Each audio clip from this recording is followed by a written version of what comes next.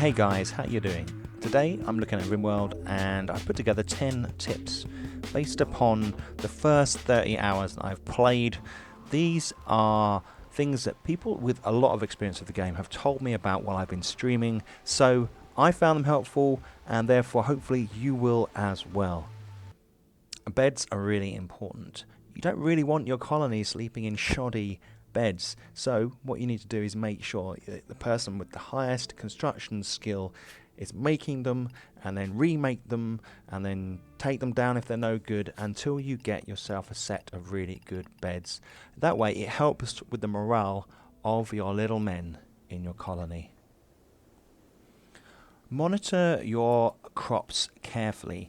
It may be that you have to assign someone to actually harvest. Now, you may well, through the work tab, already prioritize somebody to cut crops, but it may be a case of you actually making sure some get cut before they reach 100%.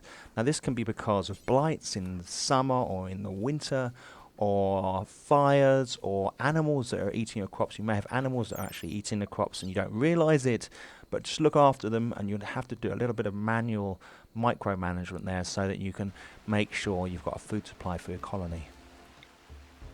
Maintaining power is really important for your freezer, for the lighting, for morale, so you've got to make sure that your power is connected, so to a power source, for example. Make sure you've got your batteries. But one of the most important things is to avoid explosions. So don't build turrets too close to the power conduit so that when they explode on a raid, they destroy it. And you can also create a loop. So you have always 2 points connected to your main power. It's going to cost more, but if one side goes down, then your base doesn't go into complete darkness and destroy morale. You may think having snazzy defenses and strong walls is the most important thing. Well, one of the things that I find is if an area is really dirty, the morale of the staff goes down and nothing else gets done. So make sure you assign someone through the work tab to tidy up the base. You may find a blitz, put a couple on priority 1 on the work tab and everything gets cleaned. But it's really important. It does affect so many things if you have a dirty base. Keep an eye out for space chunks.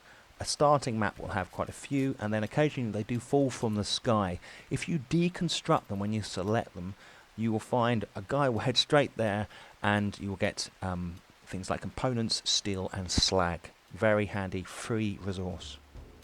Create a freezer on your base. What this does is, obviously, it keeps your food frozen, and then so it lasts a hell of a lot longer. And to do that, all you have to do is put a cooler in one of the walls, with the back of the cooler facing out into a space so the heat is expelled that way. And then you need to create an airlock the other end so that the temperature doesn't leak out of the room every time people come and go. And in that way, you can regulate the temperature by adjusting the dials. And you don't actually have to keep it too cold, although if you're in a really hot planet, you'll have to aim for a colder climate so that you can actually keep it at a good level. But this allows you to keep your food for much longer. One of the best things you can get for your colony is a hauling animal, or lots of them. They will go out there and collect all the crappy stuff you don't want your main guys concentrating on while they've got more important things to do. You can get dogs from traders, for example, dogs being a great one because they're a really clever animal, and so you can train them up to the top levels, and they'll even haul injured people back to your base. What you need is someone who's quite good at handling animals, and then once they are in, they will then train them up once you've selected the tab on the training on the animal, and lo and behold, before long you'll have your animals doing all the legwork. This is a really simple one, but one I didn't know for a while. If you select a player and then go to one of the menus, you can cycle through all of your colonists by pressing the comma, and it's a really easy and quick way to see their information. When you're buying animals, if you can, get a male and female of the same species. They will hopefully breed, and then you'll get more animals, of course. And don't forget, once they come, you can go down to the training menu for that particular new puppy, say, for example, and then put their training needs in there, and they will train up, and soon you'll have a whole colony of dogs who can do all the hauling for you. Sometimes when you have a prisoner, it's almost impossible to recruit them to the colony, But what you can do is keep them alive and either sell them, or you can harvest their organs.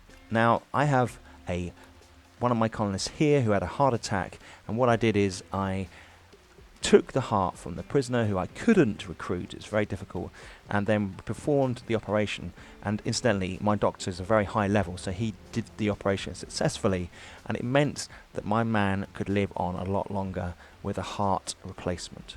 So think about that as well, that when you have prisoners, although it seems pretty damn grim, you can keep them alive to harvest their organs. And of course you keep them alive because you never know what organ you're going to need. Okay guys, I hope you found those 10 tips useful. I'm going to be doing another one of these videos, so that'll be along soon. Otherwise, if you've got any questions, leave them down below. And once again guys, thanks for watching. I'll see you soon.